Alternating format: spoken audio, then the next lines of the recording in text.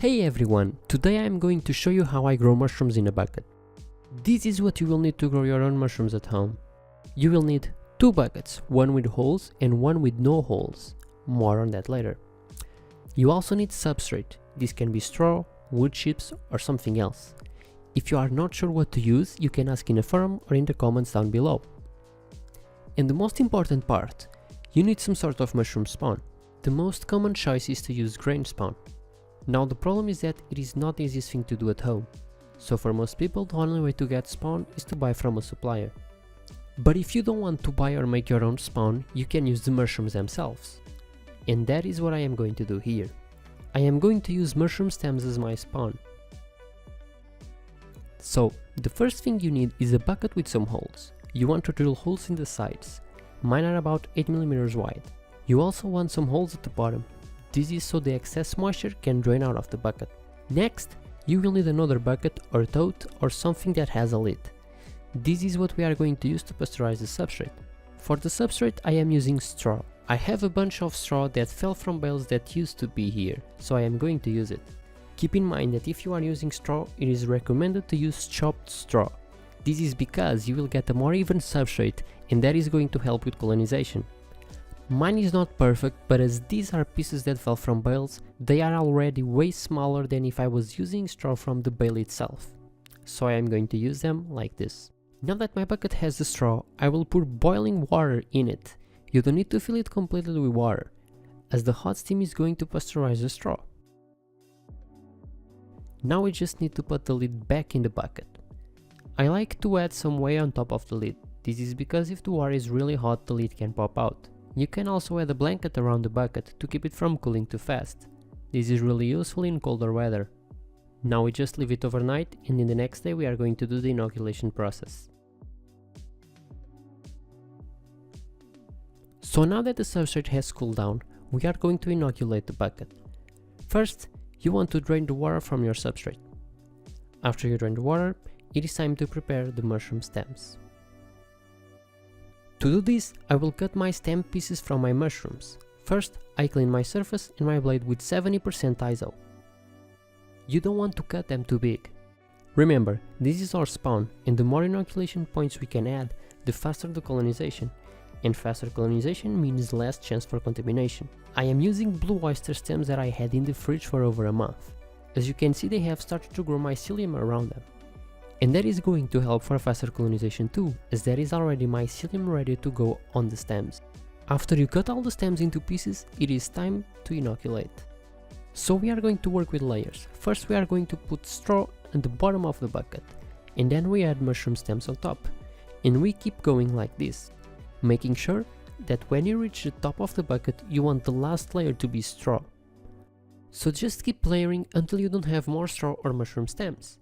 You may want to squeeze the straw that is closer to the bottom of the bucket, as it is more moist than the one at the top.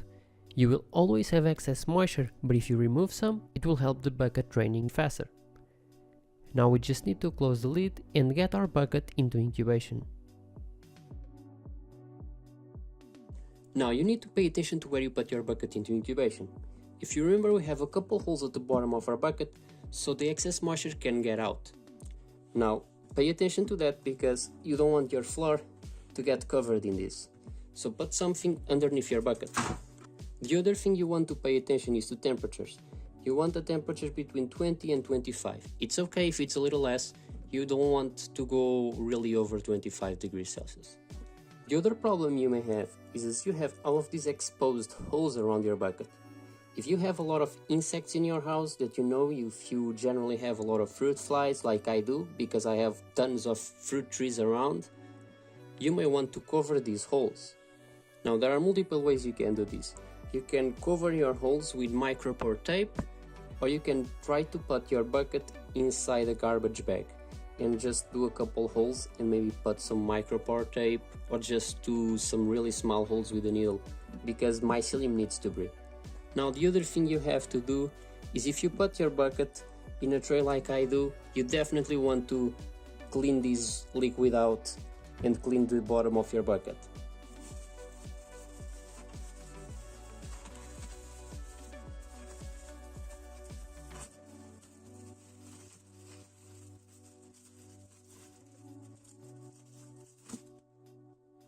Now don't forget that the mycelium still needs to breathe, so you need to give it some oxygen.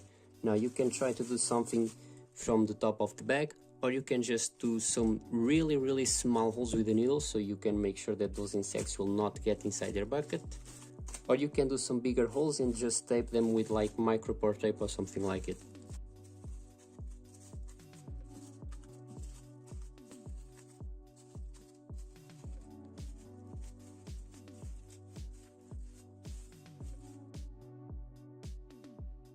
Let's check how the mycelium is doing. So I'm gonna remove the bag.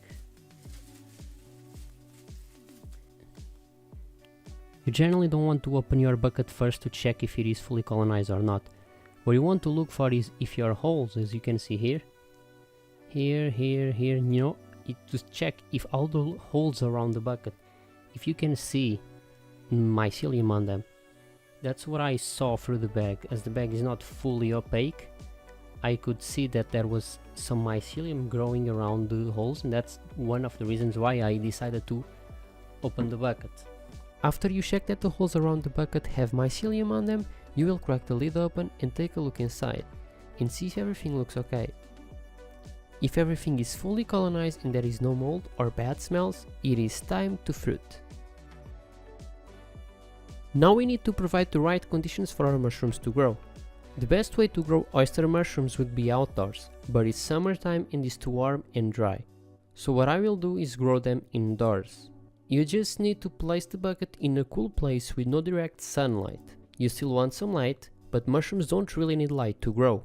You also need to pay attention to airflow. Mushrooms are like us, they breathe oxygen, so you don't want to put them in a very closed space. But you also don't want to put a fan on top of them, as that will dry them. And the most important part, you need to mist them. And no, mushrooms don't need water. They have all the water they need in the substrate. The reason we mist is to keep the air around the bucket humid so our mushrooms won't dry. The amount of times you will need to mist will depend on your specific case. If your bucket dries really fast, you may have to mist more times a day. If it keeps wet for a long time, you will need to decrease the amount of times you mist. I personally mist twice a day. And now that you know how to take care of your bucket, you just need to wait for mushrooms to grow.